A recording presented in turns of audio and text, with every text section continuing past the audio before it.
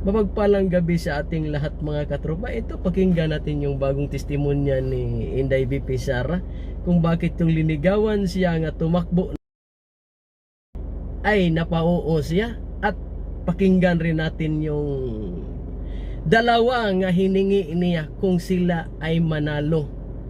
At pakinggan rin natin kung bakit hindi sila nagkasundo dahil meron palang nasa likod nito. At sinabi niya, ito pakinggan natin. Sa build at that time na gusto ko sana makita na magawa para sa bayan kasi hindi natapos. Kasi kulang nga talaga ang 6 years. Ito yung unang hangarin niya ha. Nga gusto niya yung mga naiwan, yung under construction sa tatay niya, yung pagbaba ay matapos. Ituloy natin hanggang sa mapunta tayo doon sa sinasabi ko nga dahilan, mga dahilan. So sa ngayon, magte-third year na tayo, wala pa tayong nakikita na big ticket projects, di ba? For 2028, huwag na kayong mag-expect na meron kayong makita. Kasi it takes more than 6 years to prepare for a big ticket projects. Totoo nga yun, no? Oo nga, magtanong nga ako. Kakita ko naman talaga si President BBM nga pumupunta sa tapos na nga project. Siya ang mag-ano. Pero, pagdating sa groundbreaking yung umpisa, wala akong napansin. Totoo yan, wala akong napansin. Pero katulad yung mga nakaraang linggo, nakita ko siya, yung umatin siya doon sa tapos na nga project. Kay ano yon, kay PRRD, yung pagbaba ni PRRD, tuloy-tuloy yung trabaho. Ngayon lang siya natapos yung sa parting Bicol ba yon, yung parang stadium nga napakalaki, yung naka-design nga parang yung sa Italy. Na totoo yan, napanood ko talaga si BBM nga pumupunta sa tapos na nga project. Pero groundbreaking, wala man akong nakita. Baka may nakita kayo. Ano raw sa akin, kasi hindi ko talaga nakakita Ang nakita ko lang tapos na nga project. Ituloy natin to. Project. So sabi ko, and sinabi ko sa sarili ko, bata pa naman ako, hindi naman ako nagmamadali, wala naman akong papupuntahan. And naisip ko, I cannot do anything more for Davao City. Number 4 na kami. And naisip ko, I don't think kaya ko siya i-elevate to number 3, number 2, number 1. Hanggang dun lang yung kaya ko gawin. So, ibibigay ko sa iba. Maybe they have more ideas, more innovation para mapagawa nilang number 3 ang Davao sa buong Pilipinas. Tingnan mo yan, number 4. Tingnan natin yan, number 4 sila sa buong Pilipinas. O saan pa tayo? O hindi yan magaganyan yung Davao kung yung mga yan hindi yan nagtrabaho ng maayos o gumawa ng hindi maganda yan, ay hindi talaga magkaganyan yung Davao at mapagbigay. Kung hindi yan mapagbigay, hindi yan magsabi ng ganyan. Nga, ibigay niya sa iba yung posisyon dyan at magparaya ba? Alam naman natin yung kapanahunan nga maraming sabi nga patakbuhin ng presidente, nagparaya. Ituloy natin to. Kumbaga hindi gahaman sa posisyon. Tuloy natin. So I said, okay, I need to see my numbers. Sabi nila, okay, we can do a quick and dirty survey. Sabi ko, oh sige. Sabi ko, gawin nyo. And then you come back to me kung ano ang mangyayari. So, nagpagawa sila, and then tinawag nila ako.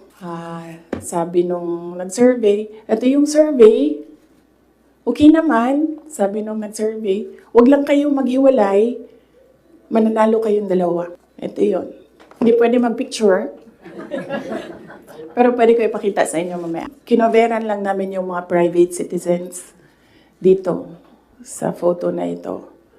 Ito, pinresent yung survey. May cover lang yung mga tao na private citizens. Ang nandito, Senator Amy, Governor Claude Bautista, Congressman Claude Bautista, former Mayor Luigi Quisumbing, Attorney Vic Rodriguez, Inday Sara, the infamous Vice President BBM Sandro Marcos.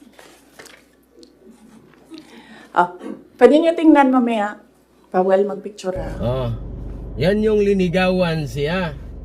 Yan yung time na linigawan siya at meron siyang pinapakita nga ebidensya nga yun yung mga tao nga pumupunta sa kanya at yan, ituloy natin. Yan yung mga tao ba nga pumupunta sa kanya, yun yung nanligaw. Kaya meron talagang ebidensya nga linigawan siya. O yung nagsabi nga nabudol, na ituloy natin to kung saan ninyo makita nga nabudol kayo. So sabi ko, okay, balikan ko kayo, kausapin ko pamilya ko. Kinausap ko mama ko. Kinausap ko yung dalawa kong kapatid, si Paulo at si Baste. Umupo kaming 4. Sabi ko, takbo akong Vice President, ito yung mga rason. Sabihin niyo sa akin, bakit hindi ako tumakbong Vice President? Wala man sila sinabi. Ang sinabi lang ng mga kapatid ko, anong matulong namin sa iyo. And then sabi ng nanay ko, okay, sige. And then, sumulat ako ng letter. In-address ko kay PRD. Sinabihan ko yung kapatid ko, si Baste. Kinausap ko siya. Sabi ko sa kanya, kaya mo ba ang gawing number 3 itong Davao City? Kaya mo bang saluhin? Kasi kung hindi mo gusto, di mo pa kaya, hindi ako tatakbong Vice President. Maliwanag pasikat ng araw yung mga testimonya niya at ebidensya. Yan, consistent pati yung mga pinagsasabi niya. Napaka-linaw yung pangyayari ba? Kung bakit siya bakit siya tumakbo ng pagka Vice President at kung bakit siya napao sa bakit siya napao yung linigawan siya nga tumakbo ng Vice President. Ipatuloy natin to. Sabi ng kapatid ko, kaya ko, gagawin namin. Okay, tumakbo kang Vice President. So sabi ko sa kanya, okay, we're okay with you. Pakidala nitong sulat kay PRD. Sabi ng Baste, ginanon doon ng PRD, and then ginanon niya. And then he said, now, wala na akong masasabi. Diyan. So,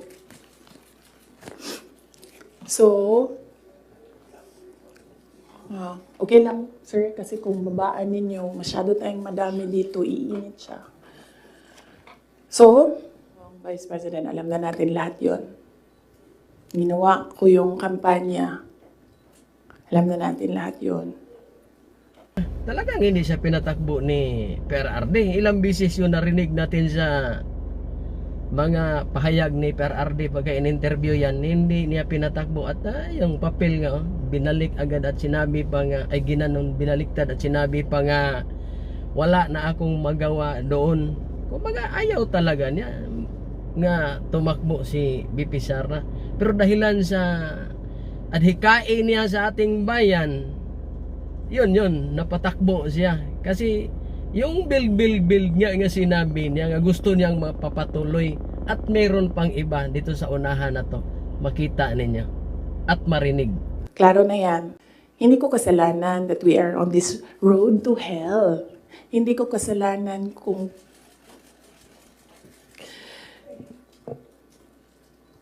hindi marunong. Kasi kung alam mo naman na may kakulangan ka, bibilisan mo yung gagawin mo para mag-catch up. Hindi ka naman uupo lang doon na parang, may kakulangan talaga ako. Ganun talaga. Talagang, kung sa akin lang to, pananaw ko lang to, malayo, parang naano na naman tayo sa balik sa dati ba? Bumalik na naman tayo sa dati. Lalo na yung kahirapan sa ngayon at kulang sa trabaho. Maraming walang trabaho na Pilipino. Kung magkatrabaho man, pang ilang buwan lang, wala na naman. Bumalik sa dati. Parang yung kapanahunan ng hindi pa nakaupo si PRRD.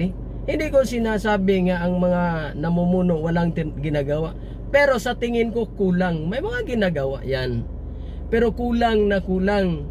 Lalo na sa ang isang ano talaga dyan, yung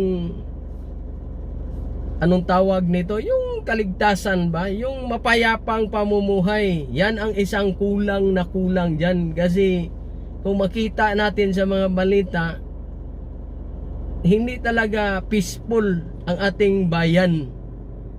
Malayos ka katotohanan nga sabihin na peaceful ang bayan natin. Ano masabi natin yan nga safety? At dapat hindi ganun. Kumbaga, kung maaari pa yung sinasabi ni PRRD nga ang standard niya, lumalis ng bahay, maglakad-lakad o mamasyal 24 hours kung walang magmolested sa mga asawa niyo, sa mga anak ninyo, yun ang standard. O, di ba tama? Napakaganda. Ganun sana. Ngayon, subukan mong magdaladala dyan ng gamit o anong mamahaling bagay o pera, hindi ka kaya alanganin dyan, lalo na pag oras ng gabi, lalo na kung makapasok ka ng alanganin nga lugar. Ganun lang yan. Katulad sa akin, bago makabili ng gamit, pinaghirapan muna ng matindi. Halos hindi na nga kumakain para lang mabili yung gamit nga pangangailangan, tapos agawin lang sa'yo ng ganun-ganun kadali. O, sino ba namang hindi na ano dyan? Kumbaga, sa pananaw ko to, napakalayo sa katotohanan yung ano natin dyan sa Pilipinas pagdating sa kapayapaan, sa yung kapayapaan ba? Yung wala kang kinatatakutan, pre kang maglakad, o mamasyal ka, hindi ka mag-alala nga baka merong mangyari sa iyong masama. Yan, gagakita natin yan, ituloy natin to. Sabi ko sa kanya, 2 lang.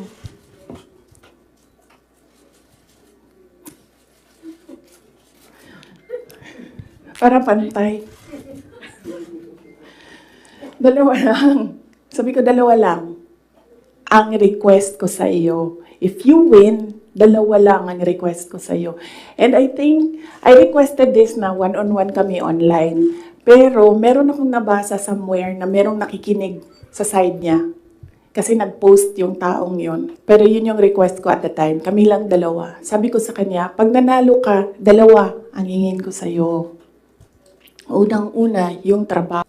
I want to work sa security sector. Kasi there will never be development kung hindi solid ang security backbone mo.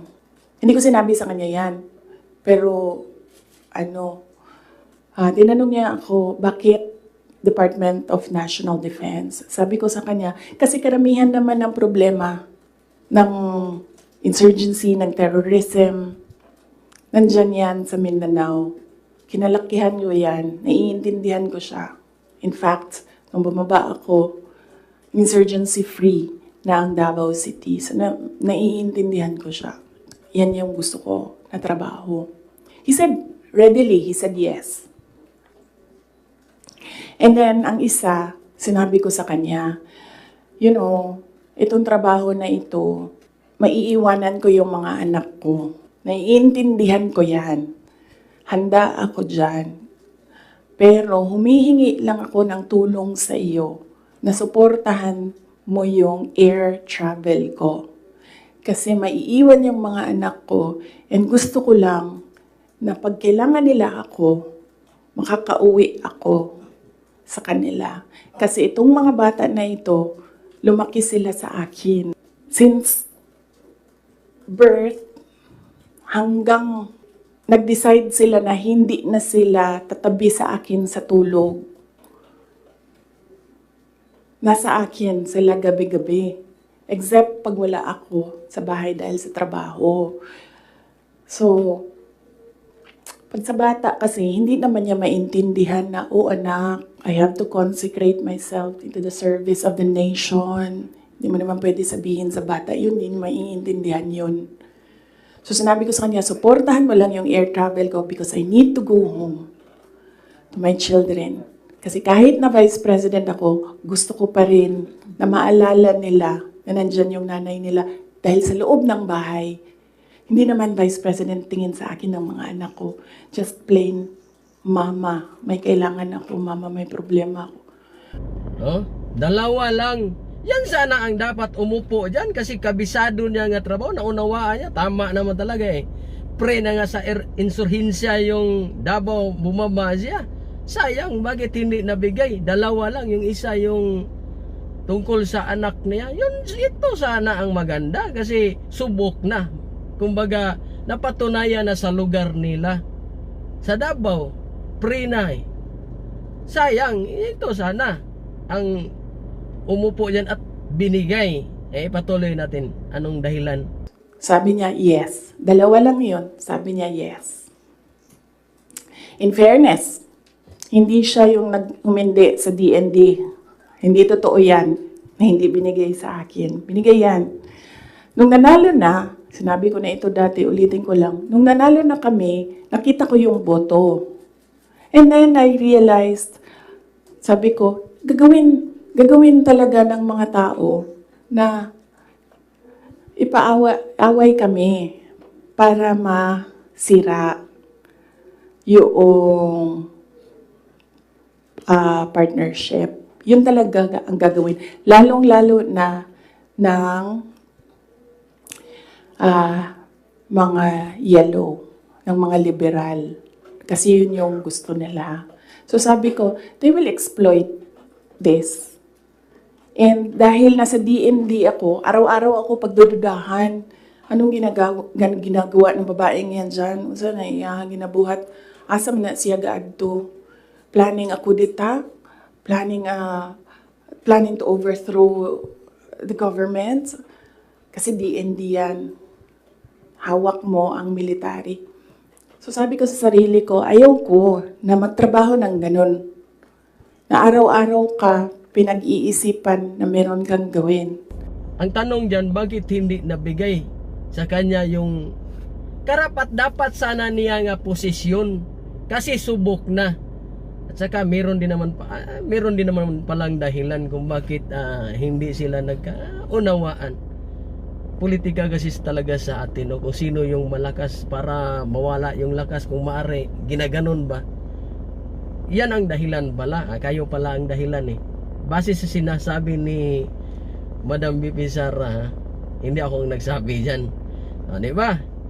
Yan ang dahilan nga umano siya, nga napauo siya. At si PRRD talagang ayaw dahil alam niya anak niyang ito kasing si Inday BP Sara, base sa mga sinasabi nila at kahit yung nanay ni BP, napanood ko at narinig ko na mahal kasi ni PRR dito. Ayaw niya nga, nasubukan na niya yan galing siya sa pagka-presidente kung gaano kahirap. Ayaw niya nga mahirapan si BP Sara. Pero dahilan sa intensyon ni BP na maganda para sa ating bayan, sumugal siya dyan. Yun nga lang, hindi natuloy yung niya, yung adhikain ba sa bayan natin.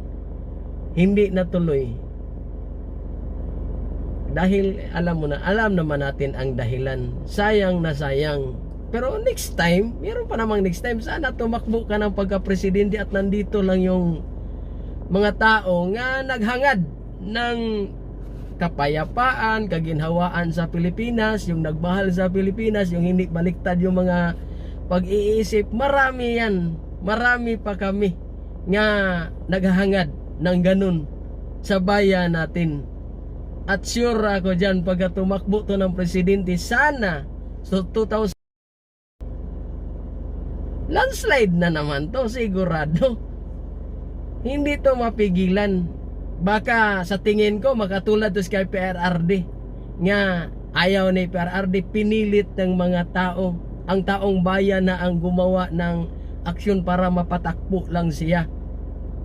Kasi ganito yan di ba yung tumakbo si PRRD pagka ayaw ni PRRD, yung mga tao may gumagawa ng kung ano-ano para lang mapatakbo siya, sarili na nga ang gastos ng mga tao.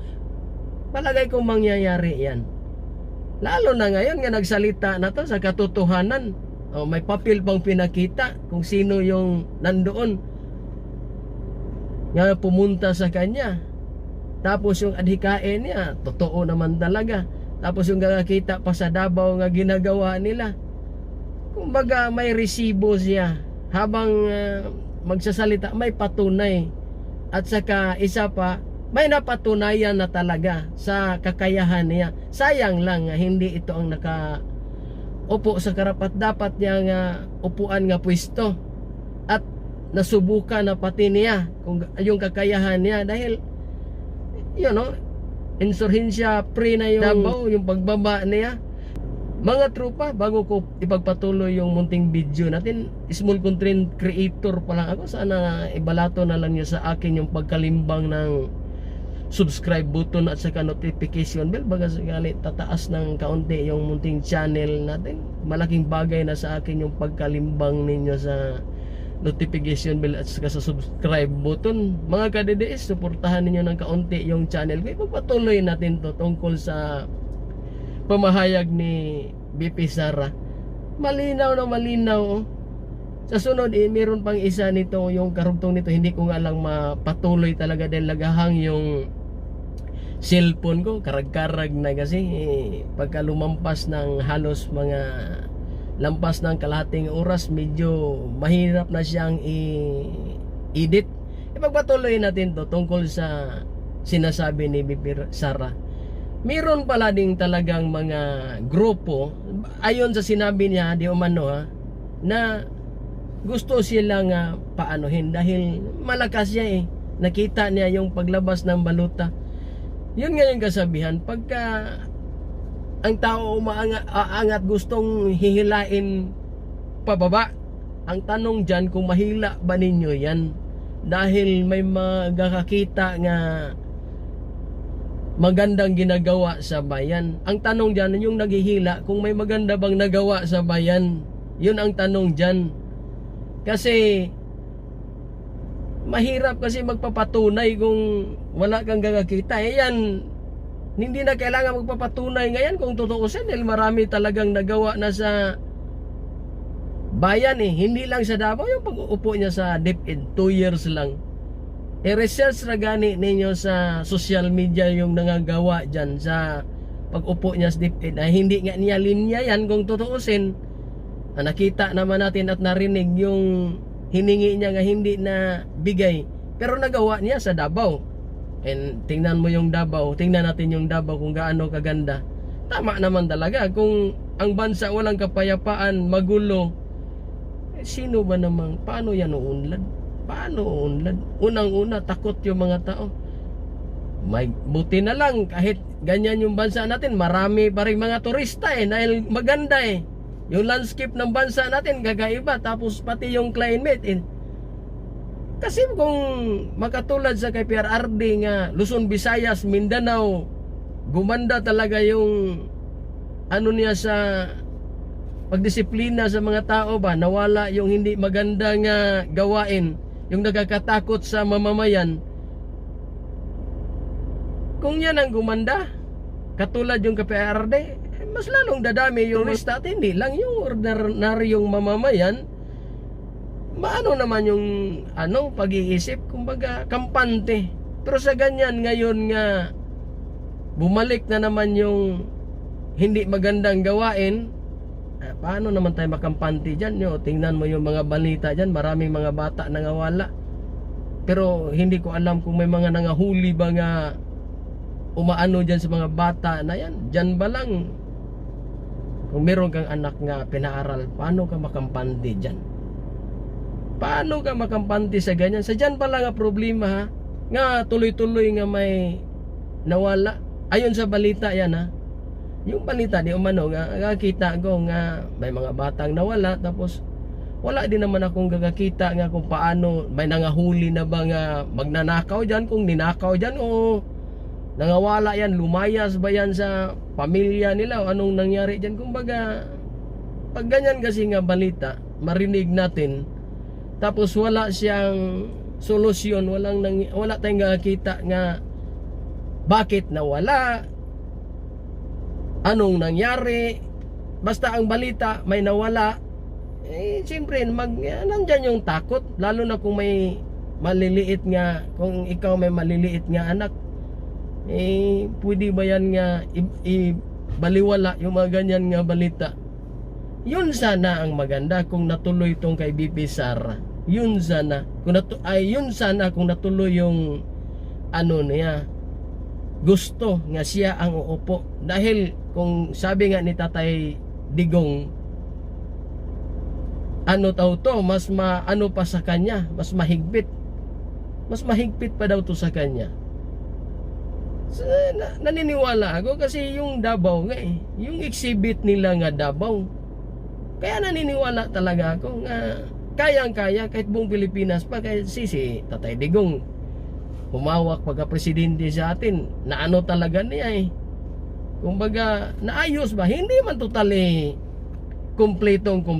May mga kulang, pero bumaba talaga ang mga problema pagdating sa ganyan. Yan lang, kahit isa lang, kahit maghirap yung Pilipinas, basta kayong kapayapaan, okay na yun para sa akin. Naghirap na nga tayo, ang gulo pa ng bayan natin, nagkakatakot pa, ano na lang natira sa Pilipinas? Sige, mag-isip kayo, anong natira sa atin? Nagkandamatay na tayo sa gutom, magulo pa bayan natin, anong natira kaya? Anong natira? Ang tanong ko yan, kung anong matira kung ganyan ang ano. Dahil sa amin nga, tumatawag ako, palagi kong nagsabi nga, yung pintuan, palagi ninyong ilak. Huwag kayong magkumpiyansa dyan. Dahil napakadelikado na naman yung ano sa atin. Marami na namang nangyayari nga hindi maganda. Yung sinabi ko sa inyo, kapitbahay namin, ninakaw yung kaldero, kinain yung unting natirang kanin. Binalik naman yung kaldero at saka yung nagtinda ng bananakyo. Ulitin ko lang to ha. Nagtinda ng bananakyo. Sino lang yung pera noon? Tinabihan ng nagmotor, dalawa. Kinuha yung pera. Hindi yan nangyari noon. Hindi yan nangyari noon. Nga merong ganon. Sa ngayon nangyari. Binalita sa kapitbahay namin. Kaya natatakot ako. Nga sus, paano na lang kung buti kung kanin lang ang kunin, o gamit lang, paano kung isali yung nakahiga dyan, walang alam na tulog. Yun yung nakakatakot dyan. Mga tropa, bago ko tapusin yung munting video natin, maraming salamat sa panonood ninyo at saka sa suporta. Sa sunod na naman, mabuhay at bye bye.